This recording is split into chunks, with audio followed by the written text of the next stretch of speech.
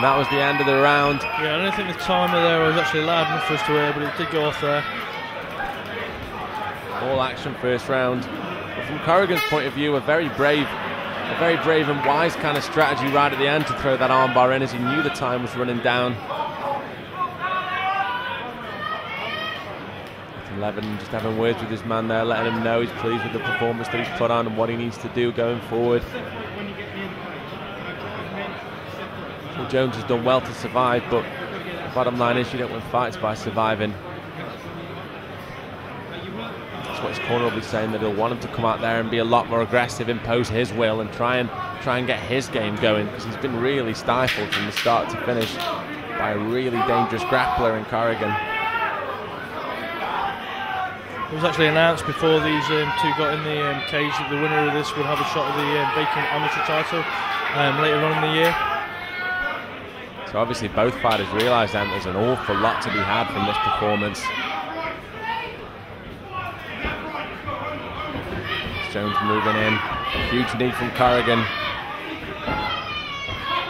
Jones trying to arc off and circle, but Corrigan relentlessly coming forward and lands a nice left knee through the middle.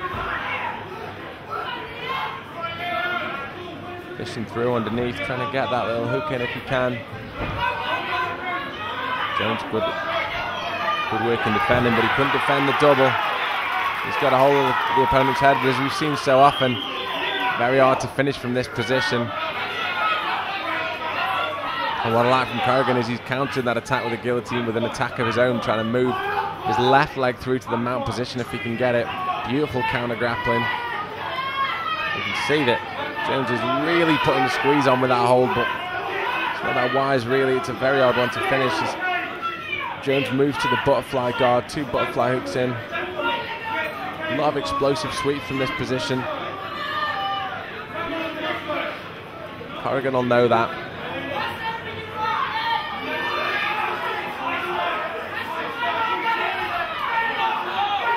Jones got the overhook on that arm. A bit of control, but just lets it go.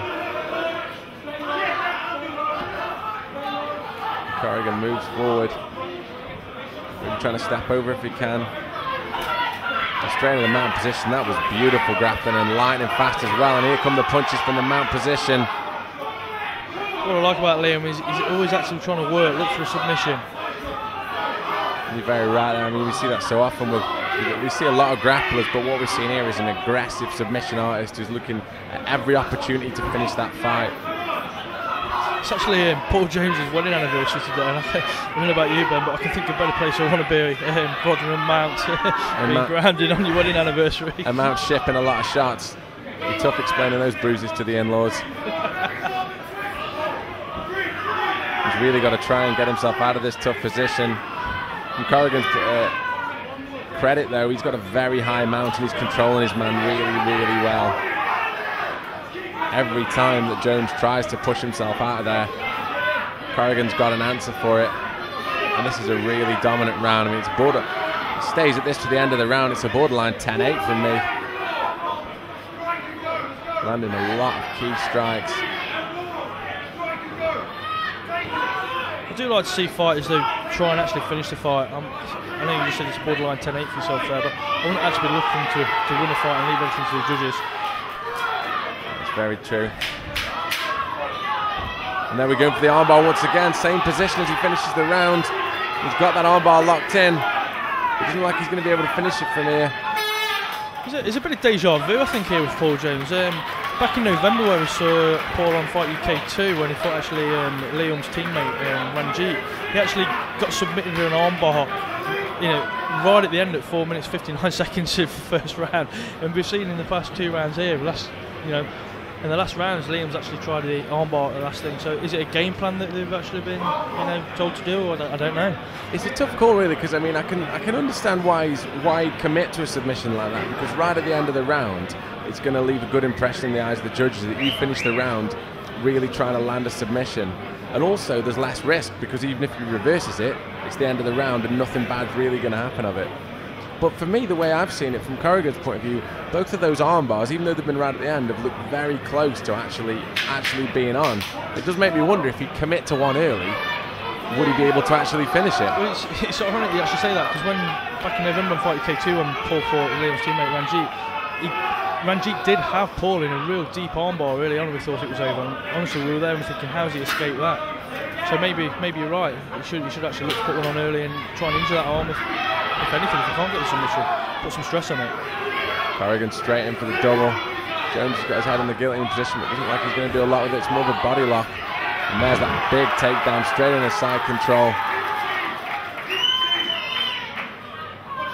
And this is going to be a better, and that's a nice shot from Corrigan over the top. Chopping right hand.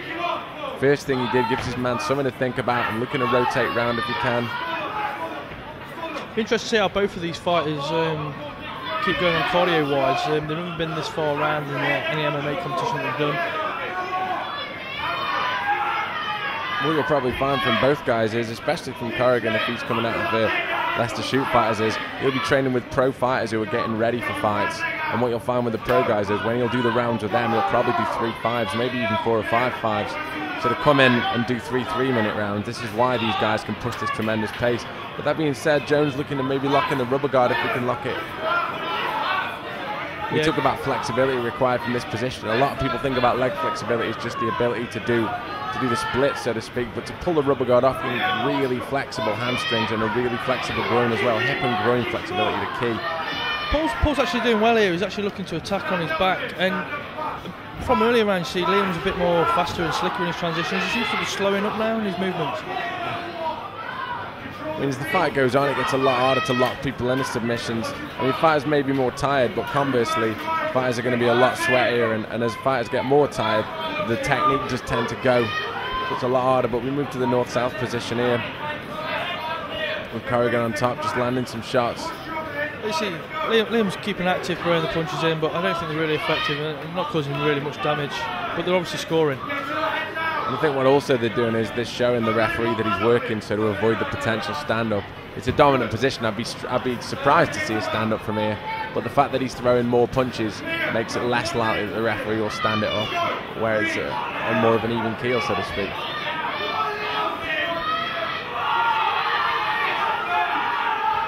And like you say, Corrigan just landing a few strikes, happy to just sit here and grind the rest of the fight out from the north-south position. Big shouts from Liam's corner, especially from Nathan Leverton there, demanding that he look for a submission.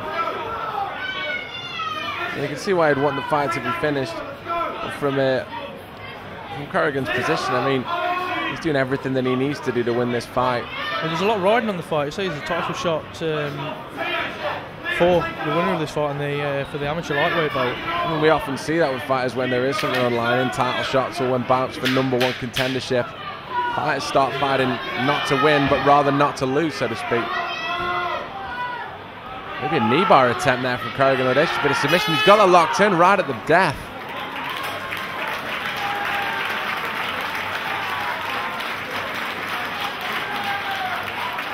What a fantastic fight, ladies and gentlemen. Let's have a massive round of applause for both warriors.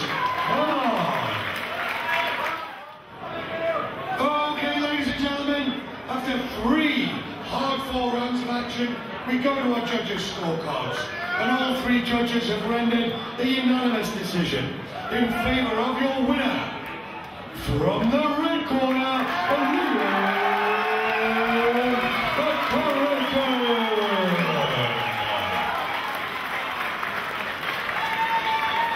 but let's hear it for a very gallant runner-up. Let's hear it for Paul Jones.